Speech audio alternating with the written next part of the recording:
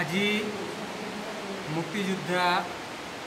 ৰঘুৱা তাঁতীৰ 38 সংখ্যক পুণ্যতিথিত আমি দিল্লী চাহ বাগিচা আদৰ্শ বিদ্যালয়ত স্মৃতি দিৱস তথা স্মাৰক বক্তৃতা কাৰ্যসূচী আয়োজন কৰা হৈছে আৰু আজি আমি গৌৰৱান্বিত যে এই দিল্লী চাহ বাগিচা আদৰ্শ বিদ্যালয় চৰকাৰে মুক্তিযোদ্ধা ৰঘুৱা তাঁতী আদৰ্শ বিদ্যালয় হিচাপে নামাকৰণ কৰিছে আৰু এই বিদ্যালয়তে তেখেতৰ 38 সংখ্যক স্মৃতি দিৱস আজি অসম চাহ জনগোষ্ঠী সাহিত্য সভা নাহকটীয়া শাখাৰ তৰফৰ পৰা আয়োজন কৰা হয় আৰু এই অনুষ্ঠানত উপস্থিত সমূহ বিশিষ্ট ব্যক্তি তথা মুক্তিযোদ্ধা ৰঘুৱা তাঁতীদেৱৰ পৰিয়ালবৰ্গক মই আদৰণি জনাইছোঁ তথা সমূহ ৰাইজক আদৰণি জনাইছোঁ আৰু প্ৰতিকূল বতৰতো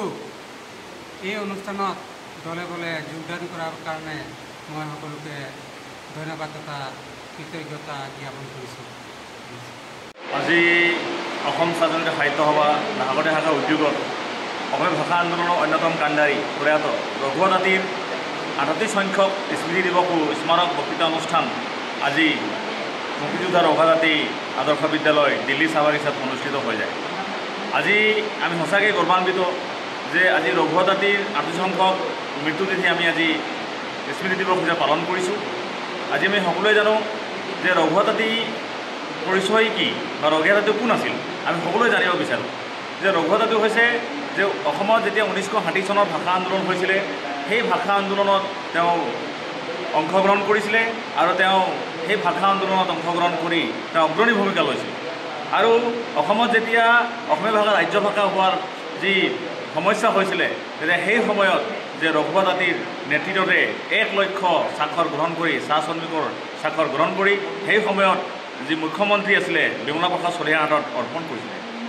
তাৰ কাৰণ আছিলে যে উচ্চতম ন্যায়ালয়ে ঘোষণা কৰিছিলে যে যদি অসমীয়াত যদি ৰাজ্য ভাষা হ'ব লাগে তেন্তে অনা অসমীয়াৰ পৰা প্ৰথম প্ৰস্তাৱ আহিব লাগিছিল বুলি তেওঁলোকে ঘোষণা কৰিছিল আৰু সেই ঘোষণা অনুযায়ী তেতিয়া অসমৰ চাহ জনগোষ্ঠীসকলৰ হয় ৰঘুৱা তাঁতীয়ে 1 লক্ষ স্বাক্ষৰ গ্ৰহণ কৰি সমগ্ৰ চাহ জনগোষ্ঠী সমাজৰ স্বাক্ষৰ গ্ৰহণ কৰি বিমলা প্ৰসাদ মুখ্যমন্ত্ৰীৰ হাতত তেওঁলোকে প্ৰদান কৰিছিল আৰু সেই হিচাপতে অসমত অসমীয়া ভাষা ৰাজ্য ভাষা হিচাপে ঘোষণা হ'ল বুলি আমি সকলোৱে দৃঢ়ভাৱে আমি ক'ব পাৰোঁ। আৰু এটা কথা হৈছে যে যেতিয়া ৰঘুৱা তাঁতী হৈছে অসমৰ চাহ জনগোষ্ঠী সমাজৰ পৰা প্ৰথমগৰাকী প্ৰতিনিধি যিজনে অসম সাহিত্য সভাত তেওঁলোকে যোগদান কৰিছিলে আৰু সেই সময়ত যেতিয়া 1960 চনত মিৰ্জা পলাকবাৰী যেতিয়া অধিৱেশন হৈছিলে সেই সময়ত ৰঘুৱা তাঁতীয়ে নাহকটীয়া শাখাৰ প্ৰতিনিধিত্ব কৰি তেওঁ কেন্দ্ৰীয় কাৰ্যনিৰ্বাহকত গৈ তেওঁ সেই অধিৱেশনত এক ভাষণ প্ৰদান কৰিছিল আৰু সেই ভাষণত তেওঁ মুক্তভাৱে কৈছিল যে অসমৰ 12 লাখ চাহ মজদুৰসকলৰ জাতীয় ভাষাই হৈছে ৰাজ্যিক ভাষাই হৈছে অসমীয়া আৰু অসমীয়া আমি ৰাজ্য ভাষা অসমতে আমি থাকিম অসমতে মৰিম আৰু অসমক এৰি আমি ক'তো যাব নোৱাৰোঁ আৰু এইখনেই আমাৰ দেশ বুলি তেওঁ ঘোষণা কৰিছিল আৰু তেওঁ কৈছিল যে অসমৰ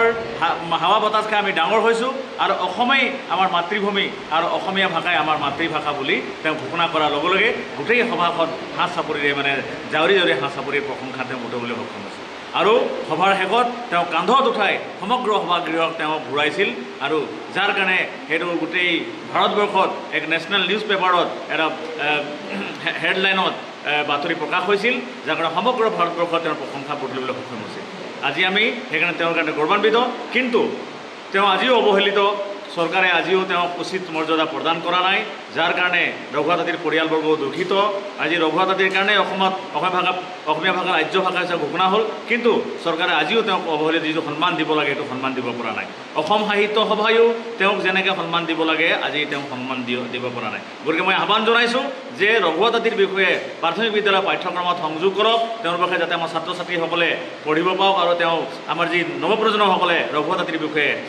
জানিব পাৰিব বুলি আমি চৰকাৰক আহ্বান জনাইছোঁ। ধন্যবাদ।